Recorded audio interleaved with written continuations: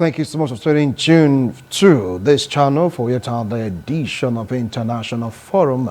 I am Wilson of Marshall. As promised last week, we didn't finish up with the talk. We'll talk about U.S., Gaza, Israel-Hamas hostilities. We'll continue from where we left off last week. And thank God that some of the guests that are here already in the studio wanted to share their opinions and views about really is going on at the Gaza Strip. Before that, let's pick on a story or two.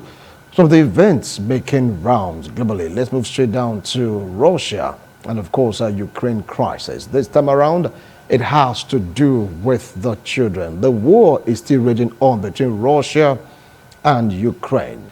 Some are saying right now the Hamas-Israel hostilities might just be a distraction for the U.S. to focus on one ground, which is supporting Ukraine in defending their territorial integrity. Don't forget also that Russia was accused of taking some children from Ukraine into Russia. Some accuse Russia of trying to indoctrinate the children that they took over from Ukraine. But Russia is saying, no, these are Russians. I want to show them our ways. We want to teach them our ways. We want to keep them safe. We want to keep them secured so that they will not be harming anyway in course of the exchange of fire between Ukrainian forces and Russian forces. But Ukraine insists that what they did is against the rule of engagement. Those children should be returned to their motherland, which is Ukraine. Don't forget that the parts of Ukraine being fought over, the Donbass region, they are mostly populated by Russian-speaking Ukrainians.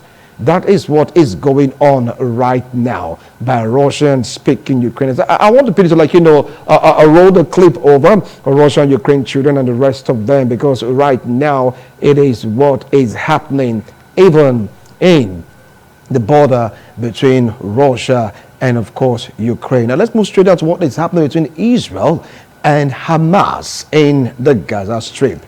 According to Hamas, between 200 and 250 hostages were taken. But with Israel's calculation, it was just 199 or 190, from of that nature. Whether arguing about figures, who is correct or who's wrong, that is not the main thing. The main thing is that some hostages were taken by Hamas militia, and Israel is agitated about it. And this is going to form crossover discussion today on international football, taking a look at what is really going on right now between Israel and, of course, Hamas. Israel to choose to spread flyers urging the people living in Gaza Strip to move away from the north. They should go straight to the south, because the foot soldiers are already warming up to enter into Gaza to fish out, to eliminate or to neutralize, depending on the terms they want to use, any form of resistance from Hamas. Don't forget that Hamas are using children. Women are shielded. Yes, because hit and run militia kind of group. So Israel being overtaken by grief because of what was done to them by Hamas. Over 1,300 persons confirmed dead due to the attack orchestrated by Hamas on 7th of October on a beautiful Saturday morning. It's like they are blinded by fury and they are going all out against Hamas militia, whether they're hiding in hospitals, in media houses, in stadia. You just name it, anywhere they are, any complex that Israeli army suspect the presence of Hamas, that building, according to report, is being brought down. It's like, torrents and barrage of missiles and barrage of bombs and barrage of so many other things that are really going on. You could see the carnage that is taking place in Gaza. And Iran gave a strong warning. Stop harming civilians. Stop whatever you are doing, or else there will be repercussions. Immediately the fight started, U.S. naval ships, so to speak, air carriers, went straight to sea heading towards Israel, saying they stand with Israel. But all they would do is to know how Israel will fish out Hamas without causing so much casualty. That is the advice given by U.S. And of course, Russian president called the Prime Minister of Israel, Benjamin Netanyahu, to look, take it easy. we are not for terrorism, we are against what Hamas did. But if you want to carry the surgical operation, be mindful also that you have civilians, innocent men, women, and children. They are even in Gaza. So you have to know how to really go about this to fish out Hamas militia group. But you know, when a man is blinded by anger and he's vengeful, he doesn't really care if you have women, children, the sick, the elderly in the hospitals. They go all out because they've sent messages, they've sent flyers saying it is high time Israeli troops went inside Gaza to fish out the persons or the group or the militia, the terrorists that orchestrated that dastardly act in Israel. On that fateful Monday, 7th of October, why they celebrate one of the festival to mark a particular celebration, and that was when it all went down. That's the man Netanyahu, his son, his first son, is still in the military that will go straight down to Gaza to make sure that justice in court right now is done in that region. All right, we'll go for a break. When we return, you get to hear my guests as they throw their opinions and views about what is really going on in the fight between Israel and the Palestinians led by the Hamas group. Don't go away. We'll be right back. Thank you so much for staying tuned. If you just joined us, this is International Forum, and as promised last week, we couldn't finish the discussion, so I re-invited the two guests, Barrister A.B. Thomas, who is unavoidably absent. He really wanted to be here, but some turns of event, fate, which you cannot sometimes predict, is preventing him from being here. But believe him, he's here with us in spirit, soul, but not in body. But definitely, whatever the cause is, it will be handled. I know that for sure. Everything will just be okay. All right. I have Reverend Humphrey Arega. He was there with us last week. Reverend, thank you so much for coming on today's show once more to throw more light on the Israel-Hamas crisis. Thank you for coming, Reverend. Thank you very much. I appreciate you for having me. Thank you for the whole. All right. Now, with us here in the studio is a lecturer in Uniben International Studies, right? Yeah, department. Join me to welcome. I call him the Don. Yeah, I call him the Don. To me, he's a prop because he's well versed in this particular situation. Join me to welcome Comrade Felix Osaime. Welcome to International Forum. I appreciate your comment. Thank you very much, Wilson. Yes, right. Good afternoon. We are going to start off with the threat right now by Iran. The U.S. came forth and told the world that they stand with Israel when the bombardment started because of what Hamas did. But it got to a point, having seen the carnage, the Iranians were like forced or pushed to say something about what is happening. They said, look, Israel, take it easy or there will be dire consequences. That was the comment made by the leader of Hamas. Don't forget Hezbollah. They've been exchanging fire right now with Israel on one hand. People like saying that taking hits from almost all fronts will not be so cool for Israel. Take it up from what U.S. said and what Iran, they do stand for. Reverend, what do you feel about the situation right now? Well, thank you very much. Like we were saying last week, we begin to look at the carnage and the tolls it's taking on citizens, to me, who are caught in the midst of battle. But like I also said, when you light a fire, you may not know the extent to which it will burn. So it is better not to create a scene to light the fire. You see, when I listen to some of these statements made by some leaders, I just shook my head and said, their statements have not helped matters. Yes, the America has said to the Israelis, we are behind you, we will. Because of the fact that Israel is a small nation, surrounded by many enemies. And so you need to, it's like you seeing a child being beaten on the road. No matter what happens, you need to defend that child against the numerous forces against the person. But then you have to know how to manage some things. The Iranians have made a statement with a threat. And I asked myself some questions. When Iran joined forces with some rebels in Syria. What was the position? Were lives not wasted? They were. The other time they joined Hezbollah in attacking Israel, lives were lost. There's nowhere in the world where wars are fought and lives are not lost. What has Hamas done after the massacre? Has it tampered its mood or not? No. It has escalated. We've still seen missiles being thrown from Gaza into Israel. And you're asking Israel to stop. The Russian president also asked Israel to cool down. Asked him, all the bombardments they have done in their country, their war, has it not affected children, women and all? They all have. So they all have committed the same crime. Why, like I said last week, I sympathize with the Palestinians who are being caught in the crossfire. But the question has to be asked, why was it not in their own disposition not to vote Hamas as their leader when they knew that Hamas was not a civilian government, but a militia? They knew what Hamas stands for. And they made that statement over and over. Hamas has said with Hezbollah, they don't want Israel to exist. And so Israel will not sit by. They have to defend themselves by whatever means they have. And that is what is happening.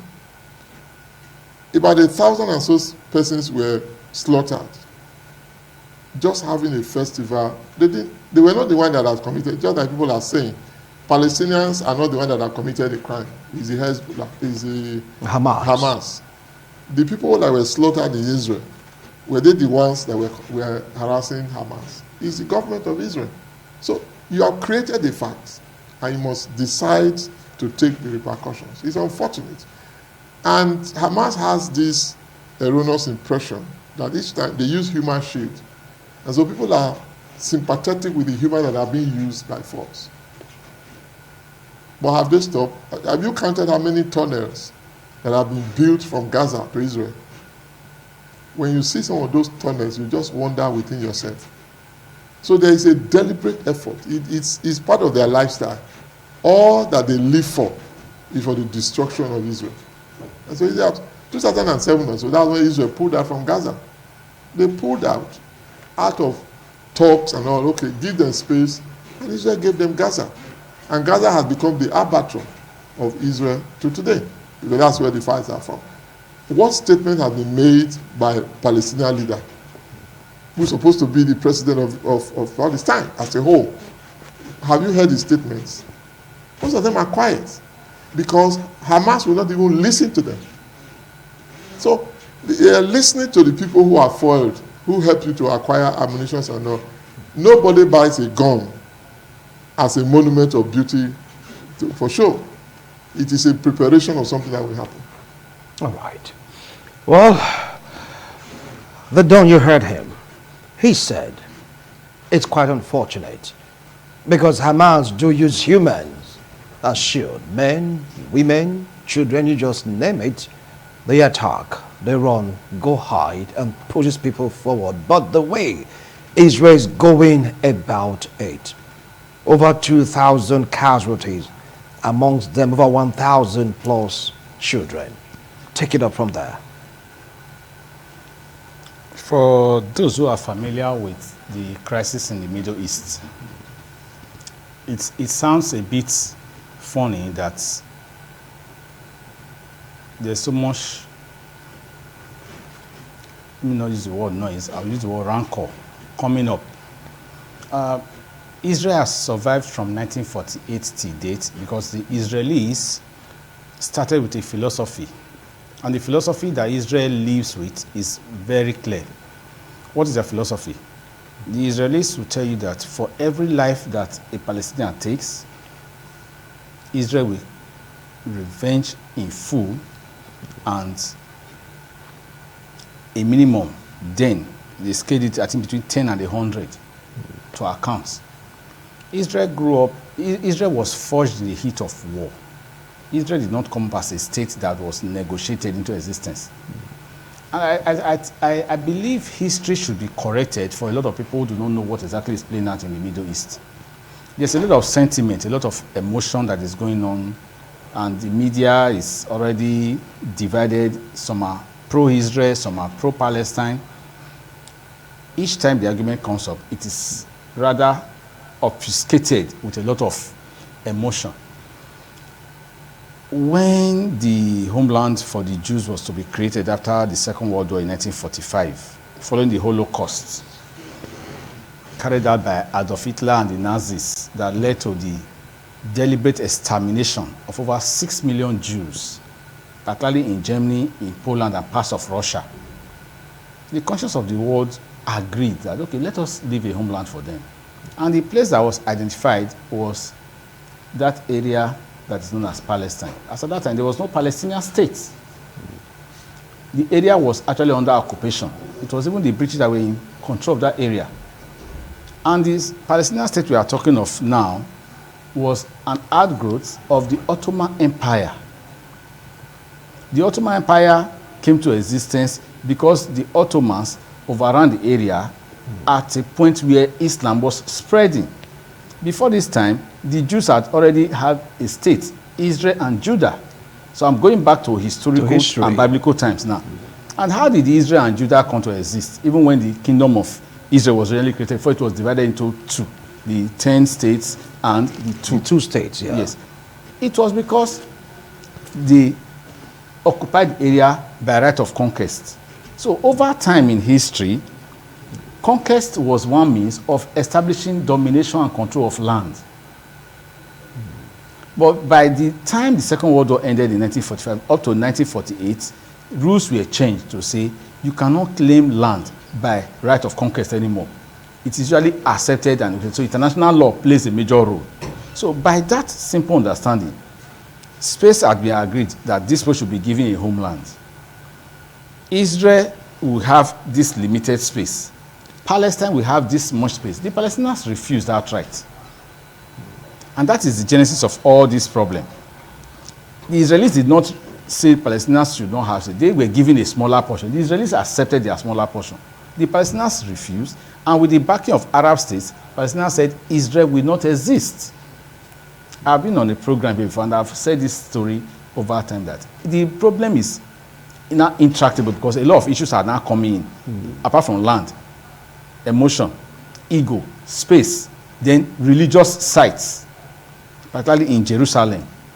And now it becomes more and more difficult to resolve. At a time, it was even agreed, okay, make Jerusalem an international capital under the control of the United Nations. Then the areas that Israel has taken as a consequence of war, the war of 67 in particular, and 73, where she took Golan Heights from Syria, then took Sinai Peninsula from Egypt, which she later returned. That's why the Egyptians are very wary now of going too close to Israel. They don't want to have any problem with Israel at all. They've seen enough of what Israel is ready to do. Because the Israelis now say, if you say we will not exist, you will also not have it easy with us. And Israel has the backing of the superpower nation that controls the major part of the world, the United States of America. People complain about that. There is nothing wrong with that. Just the way Palestinians have supporters. I have asked this question and nobody has answered. The Arabs are very wealthy. Why don't they remove the Palestinians and give them homeland? Or at least cut part of their territory. Saudi Arabia is very big. In fact, it's larger than all the states in that area, all the Arab states. Why don't they incorporate the Palestinians? The critical site of the major site of Islam, there is Saudi Arabia. The one that is in Israel is shared by all the religions. The Jews, the Muslims, and the Christians, they hold those sites in Jerusalem dear to their faith. It's also interesting to note, which most people are not aware of, that as far back as 1853, there was a major war between Russia, France, Britain, even Piedmont Sardinia that later transformed into Italy over religious sites in Palestine. This time it was the Christian areas, the Nativity Church where Jesus was born, the church has been built there. The question was, who should control? Is it the Catholics or the Orthodox Christians? That led to war among the Christians. If the Christians were successful during the Crusades of the 12th century AD, if the Christians are be able to hold on together, as the Pope advising, rather than fight yourselves, go and fight a common enemy. Go and liberate the Holy Land from Muslims, because at that time Muslims have taken over the Holy Land. If they were successful, then will Palestine be talking of land today for themselves? Because when we go back to history, we see some of the answers to these questions. The way the Palestinians got the land was by right of conquest. Right of conquest. That's why I'm reconstructing the history for everybody to understand. The Palestinians also lost part of their land because they started levying war on Israel with the support of Arab states, particularly Syria, Jordan, Lebanon, and Egypt. Look at the 6-day war.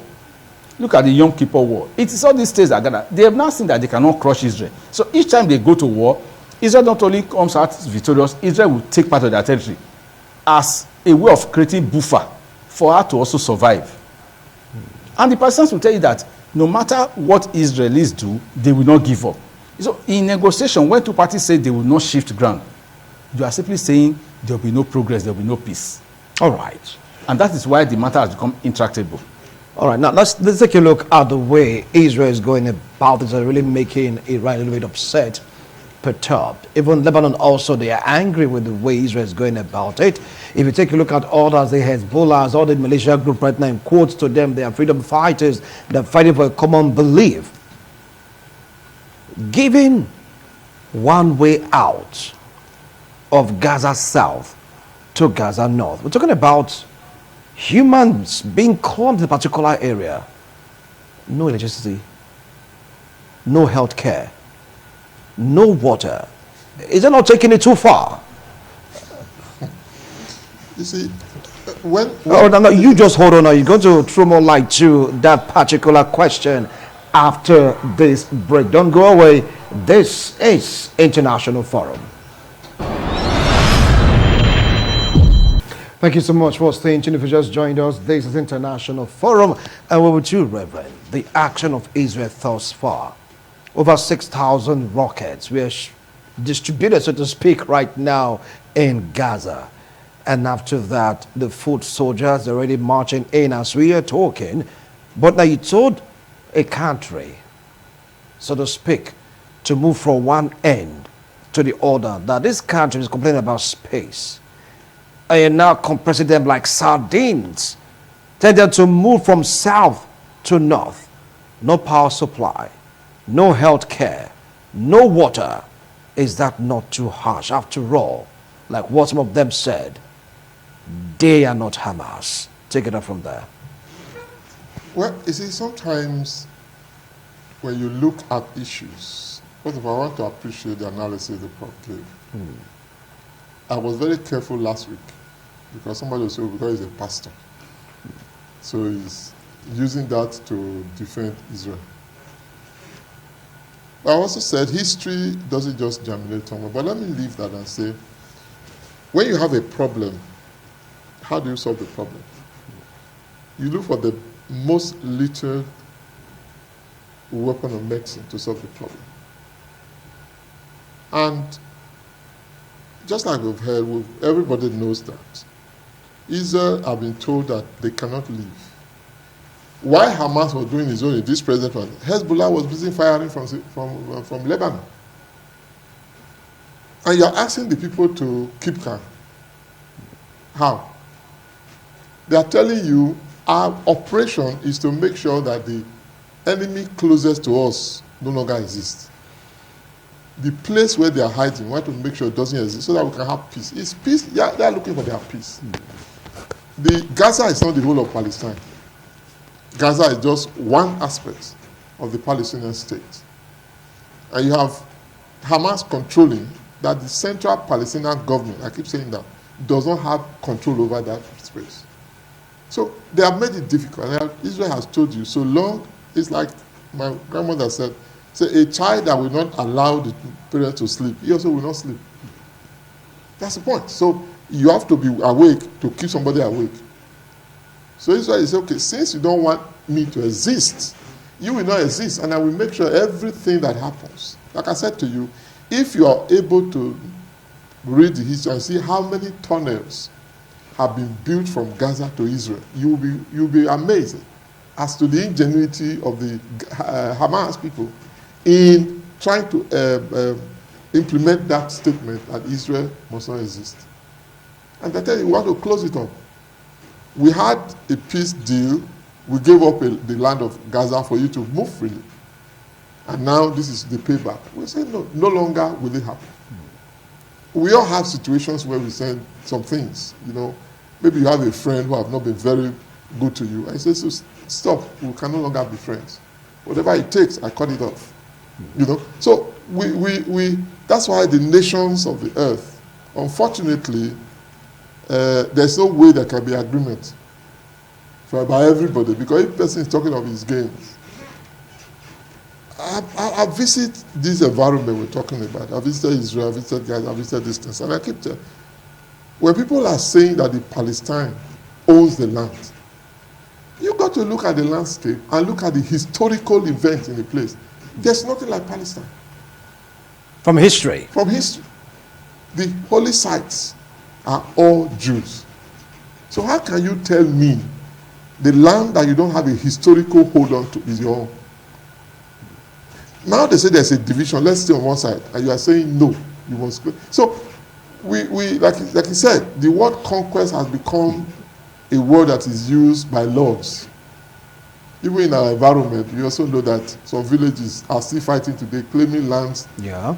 That's not their father's own. And what do? They kill. But what is going on right now? No light, no power. Yes. You are putting everyone in one corner, like, a very, very tight corner. How can they survive? Yes. How can they breathe? Is that not enough to anger Iran? No. Iran has no business there. We are saying, Israel didn't stop the tap, everything, when Hamas didn't do what they did. So they are saying whatever it takes to make life unbearable in that environment, they will do it. Even at the cost of innocent lives. The one that died in Israel, were they criminals? Were they criminals? They were innocent lives. So it is, if you do not want war, don't start it. Hamas know that no matter what they do, they can't conquer Israel. That's a certain word. Because wars have been fought by the whole of the Arab nations and they can't win. So them alone cannot win.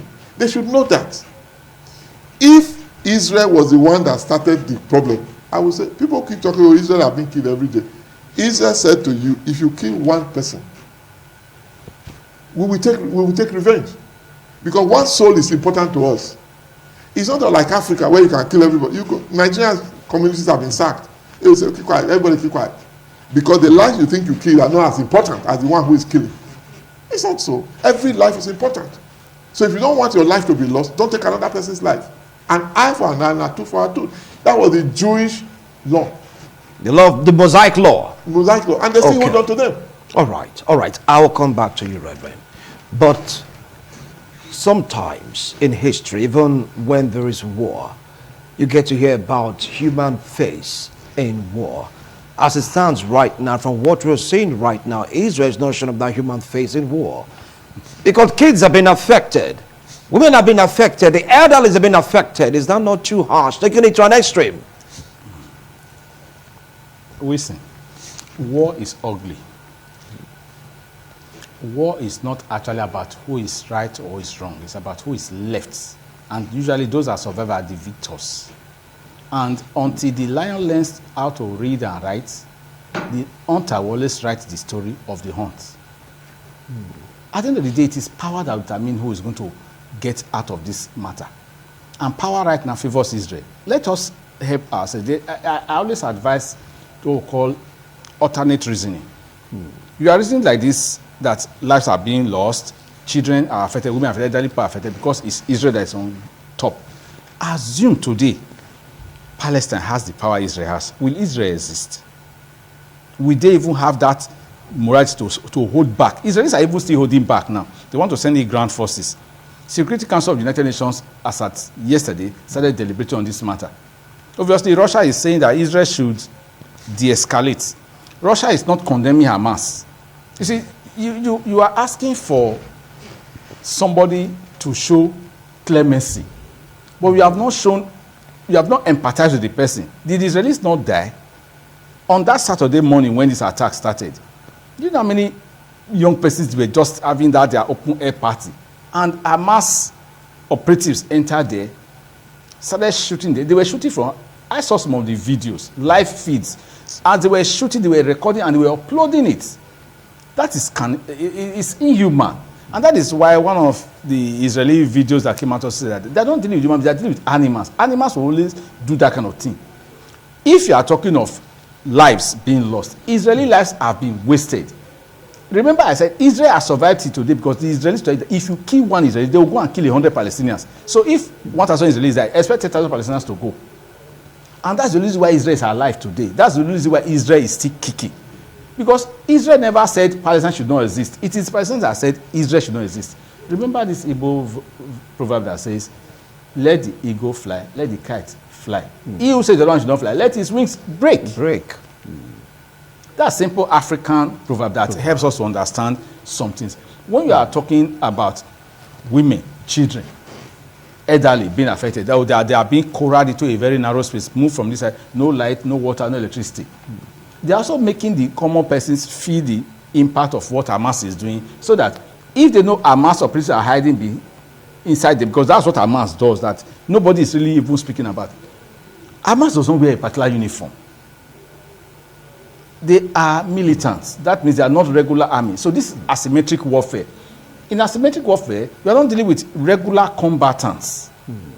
You are dealing with people who are radicalized already, whose ambition, whose sole objective is to die. And they are willing to kill you and die with you. You do not want to die with them. So your first objective is to eliminate them. Let me also give a very strong point here. Hamas is pure and simple acting in terrorist framework. What do terrorists do? They attack soft targets, women, children, the vulnerable. They attack them to call attention to their cause. They may not win. They don't want that. They want to create that awareness. So you're saying they're just irritants? This is one of the irritation. They feed on terror, on that fear, that insecurity. They want to make it look as if the Israeli government cannot protect Israeli citizens. Imagine the paragliders, bikes, outboard engines from the coast. You came in, started shooting at random. They broke down doors of homes. Homes that they could not penetrate, they put them ablaze, set them on fire so that the occupants will come out and shoot them down and record it and live stream it. Now you will blame Israeli soldiers who are coming to retaliate. It will be very funny. That's why Israel declared war. Israel has not declared war since even before 2005. All they have is what they call intifada, uprising. The Palestinians claim that this is Nakba, that the day of, what do they call it? Israelis have Holocaust. Their own is, I'm trying to remember the word now, but Nakba for them means the time they started facing this, the jihad stuff. No, not jihad. That was when they used May 15th. It was Yasser Arafat that brought it up in 1998. Oh, that is the day that they lost their nationhood to Israel from 1948. If they had accepted the propositions of the United Nations body that set up the Israeli state, take your side. Israel, you take this side. The two-state solution. Are we going to be discussing this today? So it was their refusal and their rejection and their consistence that Israel must not exist. That is, it is nothing else that is the issue here. Right. Israel did not say Palestine should not exist. It's the Palestine that said Israel should not exist. Fortunately for Israel, they have the wherewithal, they have the capacity, they have the support from the United States of America. So if Iran joins the fray, of course, Iran will definitely support, they will back up with Syria and Lebanon. They've done that before. They are still going to send in drones. They are using drones today. They are still going to send in more. And Israel is capable of responding. All right. He said Israel is capable of responding. Do you see Iranians jumping into this war? Because they've warned before that Israel, please backtrack, soft pedal. The innocent people you're killing, they are not Hamas. Or else of a dire consequence. Now, do you see Hezbollah jumping into it? In fact, they're throwing rockets into Israel. But do you see it kind of, a repeat of Arab nations coming again against Israel? I do not think it will get to that point because it do not favor Arabs. Israel has made it very clear that in this present position, it is total eradication of Hamas. They have the capacity intellectually, they are more intellectual, that they have the capacity than anybody in the world. In science, in anything, as small as they are mighty. And no nation, is it Lebanon that have never had peace in themselves, that have not go to talk of war against somebody else? Is it even Israel, Iran, or Syria, that have just tried to survive the protests of their own citizens against them? Or is it Syria that still have not become a nation in themselves? So which of them is stable enough to say, let's go to war? Their nation will just go under.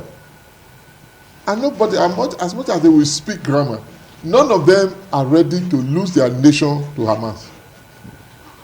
None of them.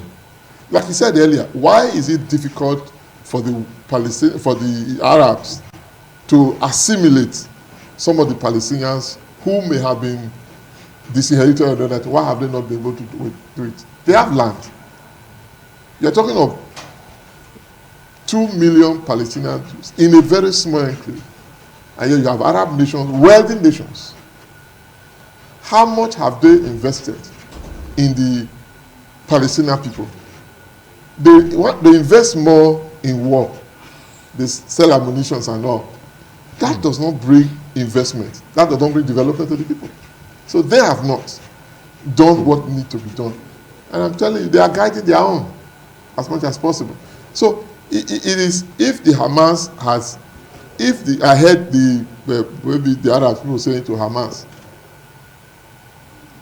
leave this war out of it, leave Israel out of the matter. Let's close ranks and let's see how we can discuss. Nobody is talking of Hamas not throwing missiles into Israel and not discuss. We are asking Israel to pipe down.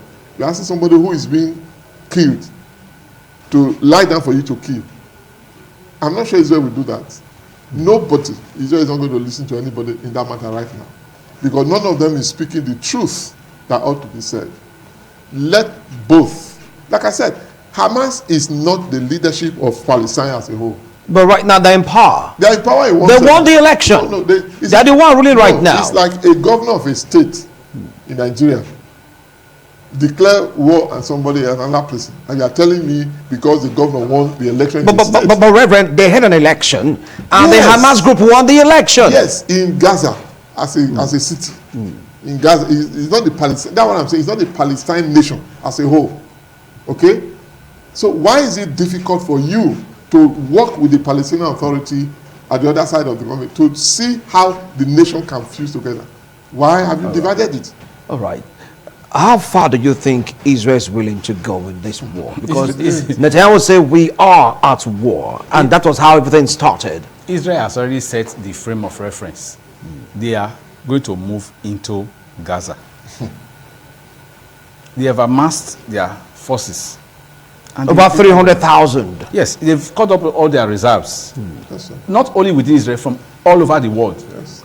The same way, the leader of Hamas declared that last Friday was going to be Al-Aqsa flood, that all Muslims, all militants should come. They should come through Sinai Peninsula. Although, I know Egypt did not even open the border for them. They should come through Ramallah. Egypt did not accept that. Egypt knows what he has lost for. When Egypt lost Sinai Peninsula, which Arab country came to ask that it should be returned? It was by the negotiation with Israel that she got it back.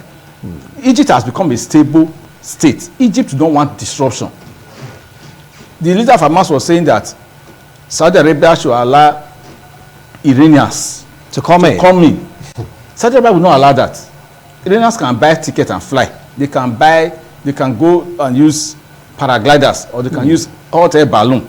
They are free to do that. But if you pass through Israeli airspace, they'll be shut down. They cannot come to Saudi Arabia. Saudi Arabia will not allow that. But these are Arab nations. That's what I mentioned earlier on. UAE will not allow that. Qatar will allow it, because Qatar is always agitating now for some recognition. But at the end of the day, ask yourself this primary question. How many Palestinians are involved in this matter? What is the population of the number of Hamas operatives inside Palestine? What about West Bank? Is Gaza that is the issue now? Are you aware of any attack from West Bank? Because these are the two Palestinian enclaves, West Bank and Gaza.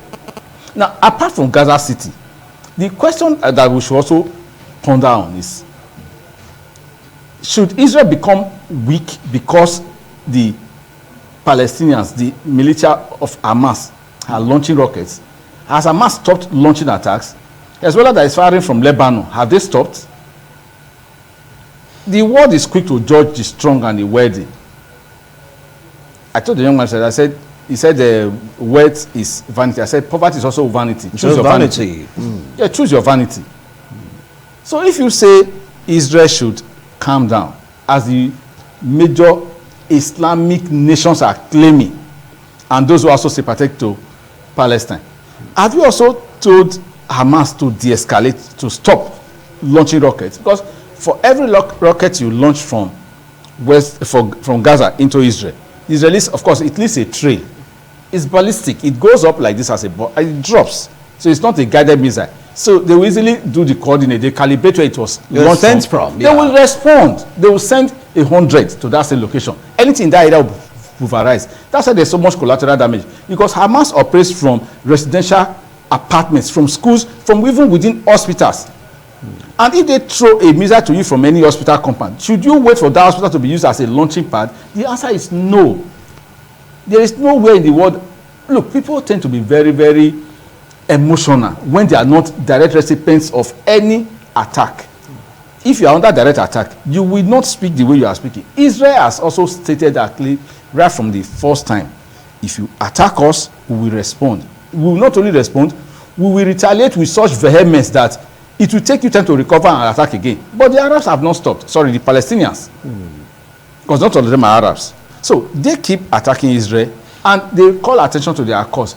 It could also be possible you can make it peaceful protest on a global scale, that people would not begin to listen to your claim. Oh, let us really hear what this people have to say. Must you always use violence? Violence begets violence. And in any case, rather as sad as it sounds, you target civilians.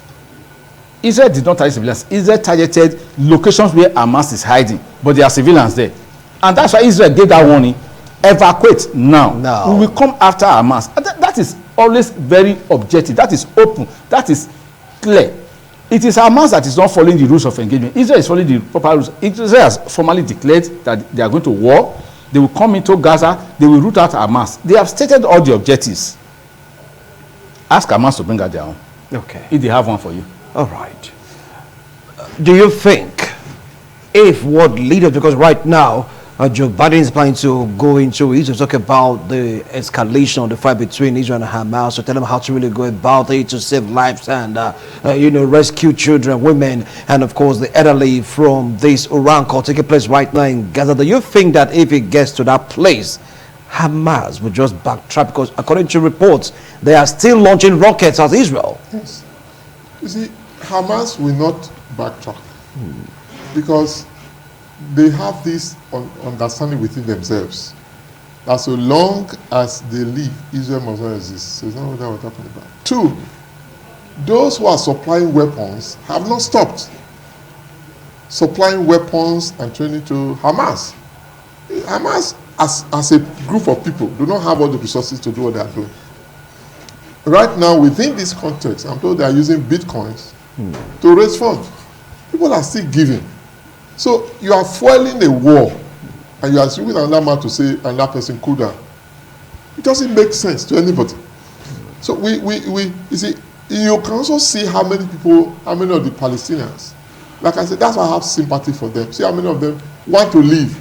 Some of them cannot leave because Hamas will not let them leave. They want to use them as human shield. So it is that issue that is critical to the issues. Israel, if today they see a measure of de-escalation from the Hamas, they will also scale down back their vision. But so long as there is still one rocket flying, you see, anybody who is not safe, today, you even see, I try to use communities here and there. You try to see communities launching war against other communities because they feel that the land is their own. Some of them have been spoken to, but have they stopped? No, they still go to those wars. You see secret cult societies launching wars against themselves. Have they stopped with all that? They have not stopped. So when people are immersed in this kind of lifestyle that they have, that is the only world, that's the only lifestyle they have. So if Hamas stop war today, they are virtually not living. And but can they survive with war? No. All right. Thank you so much, gentlemen. I'm getting strong signals to call it a wrap on this show. But don't forget that when Blinken was there was the rockets launched also by Hamas. To the extent that the siren went up, they had to, like, go take cover in tunnels just for it to pass. Talking about Secretary of State to the United States of America being present in Israel trying to negotiate for peace resolution. Hamas were still throwing rockets. Hezbollah also were throwing rockets. Do you think this will make Israel cool down despite the fact that women, children, elderly, they are affected, no water, no light, the hospital has been stretched, no medical supply? How do you think all this will pan out? Gentlemen, thank you so much for coming on today's show. I appreciate the wonderful analysis. Somewhere along the line, I might, just because I believe that this thing will continue, I will still come back here to talk about this, and I pray that Barrister Ibe Thomas will just be on the ground, but not to worry. He'll be fine. He'll be very, very fine. By Ibe Thomas, just be there with him. That's all. From me to you, he'll be fine. Okay? Gentlemen, thank you once more. I appreciate you coming. We'll see you next week, Tuesday, God willing. Bye for now.